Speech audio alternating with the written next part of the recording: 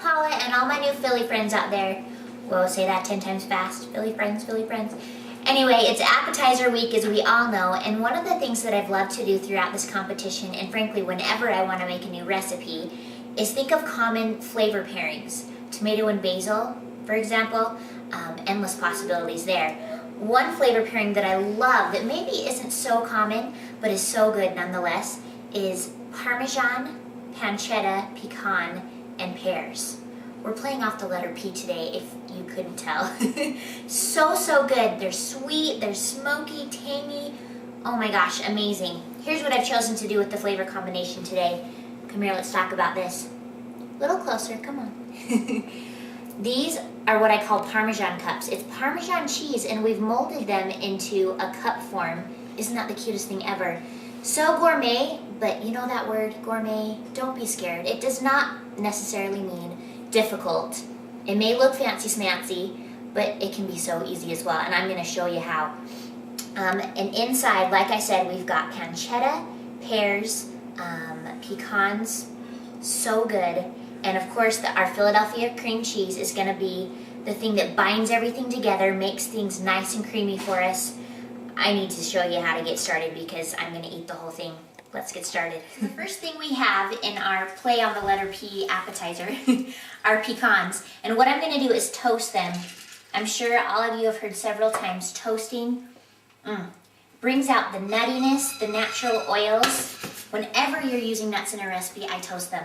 So you're just going to have the heat on medium. And by the way, I've only got about 1/4 of a cup here. This recipe makes about 12 appetizers. 12 little Parmesan cups. If you have more people coming over, feel free to double or triple. It's just my husband and I and our little 1-year-old. So that's all that we need. But like I said, just put it on the stove and let it go. It really takes just a few minutes, and you don't want to burn them because we don't want to burn them. So just a few minutes, shake them here and there. In about 2-3 minutes, the natural oils will start to come out and brown them just ever so slightly, and we'll be ready to go. All right, our second ingredient that I need to prep for this is a red Bartlett pear. Feel free to use any pear that suits your fancy. I happen to like these. I love the color, and I think they're a little bit sweeter than some of the other pears that you can buy. I'm just gonna slice this up a little bit. I'm gonna use about 1/4 of the pear, or whatever makes 1/2 of a cup, depending on how large your pear is. And I'm just gonna dice these real quick like. I did not go to culinary school, so my chopping skills may not be perfect, but it gets the job done, and I've never cut my finger. So as small or as big as you like them. I like small, little dices. And you can peel these if you like. Again, I like the color, so I'm gonna leave it on there. And also, all the vitamins are in the skin. And we can all use a little bit more vitamin. Okay, that's perfect. All right, let's assemble the rest of our ingredients for this. We've got our toasted nuts, but it was so hard for me not to eat all of them. And we've got 4 ounces of our Philadelphia cream cheese. Like I said, if you want to double this recipe, triple it, whatever, just use more. It's really easy to double. But for this, I'm just going to use 4 ounces. And we've heard this a billion times, room temperature. It really makes your life so much easier, and it makes stirring a lot easier as well. We've got our 1/2 cup of red Bartlett pears. Yummy. And then in here I've got some pancetta, our 3rd P of the equation, which is, if you didn't know, it's like bacon, but it's not smoked. And I just had to use it because it started with P. We're going to mix all this together. Oh, seasonings, hello. I've got 1/2 cup of sugar, 1/4 teaspoon of pepper, and 1/4 teaspoon of salt. Okay, let's mix all of this together. So this is coming together nicely. And thank heaven for that, because it is time to make our Parmesan cups. Honest to Pete, girls, you're gonna love these. You can use them to fill salads. You can use them to do, fill it with Italian salsa. Oh my gosh, endless possibilities for these Parmesan cups. They're the cutest things ever. Let me show you how to make them. let's go to the oven. So for these pretty little Parmesan cups, you're gonna need about 3/4 to 1 cup of shredded Parmesan cheese. And you're gonna wanna take them and scoop them up in about tablespoon increments and put them in mounds on your baking sheet. And I don't like to do more than 4, 6 max of these per baking sheet at a time. Reason for that is you're gonna need to shape them and mold them the second they come out of the oven. And you'll just be really stressed if you have to shape them, all of them at the same time. So the less you have to work with at a time, the better. And you're just gonna wanna pat them down until they're about 2.5 tablespoons, inches across. You want them to be thin, but not too thin so that you can see the baking sheet underneath. Otherwise, they're gonna break when you put them in your muffin tin or whatever you're shaping them as. That looks good to me. Again, less is better on the baking sheet. And now we're gonna stick them in the oven. It's at 350 degrees for 5 minutes max. The second they start to get golden brown, they're gonna break too easily on you. So 5 minutes is just perfect. They'll be melted and ready to form.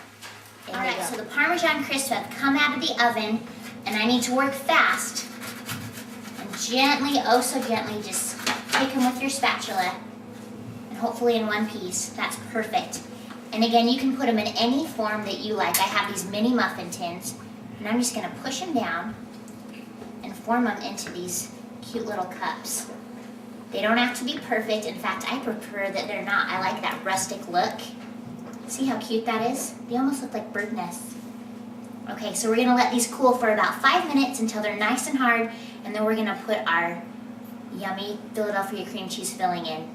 All right, so we're near the home stretch. We've got our cute little Parmesan crisp cups that have hardened up. Isn't that so fun? And we are gonna fill them with our yummy filling. About, a couple teaspoons should be perfect, depending on how much you want. That looks good. Okay. And then last but not least, what I have here is a balsamic reduction. Don't get scared. It's not difficult to make. In fact, you can find it at any grocery store. I'm from Salt Lake City, Utah, y'all, and I can find it here. So I'm sure you can find it in any of your local grocery stores. Just in case you can't though, let me show you how to make it really fast. The balsamic reduction. And even though I can find it in my grocery store, I have self-diagnosed myself with OCD, obsessive culinary disorder. So I make things myself anyway. So easy to make. You're just gonna wanna take some balsamic vinegar, put it on your stove. Hear that sizzle? It's a party. About a cup. Looks like a cup to me. And you're gonna wanna bring it to a boil. You can leave it as is or season it. I like to season it with just a tad, maybe tablespoon of sugar. And a 1/2 teaspoon of salt. And about 1/4 teaspoon of pepper. Again, that's all based on your taste.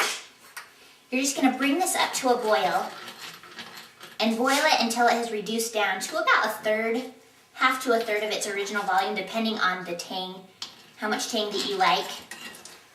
But what's amazing about this, vinegar, of course, really tart and tangy, and then when this is done, it's gonna be sweet and syrupy, perfect for our Parmesan cups. Our cup of balsamic vinegar has reduced down to about 1/3 of a cup, maybe a little bit more than 1/3 of a cup, and see how it's nice and thick and almost syrupy. And I would not have been able to do that with regular vinegar. It's nice and sweet. This is gonna be perfect. So we've got our Parmesan cup and it's filled with our cream cheese quadruple P mixture.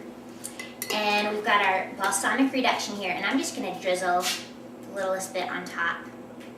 Ooh, so yummy. Okay, I'm going in. A little bite. Go ahead.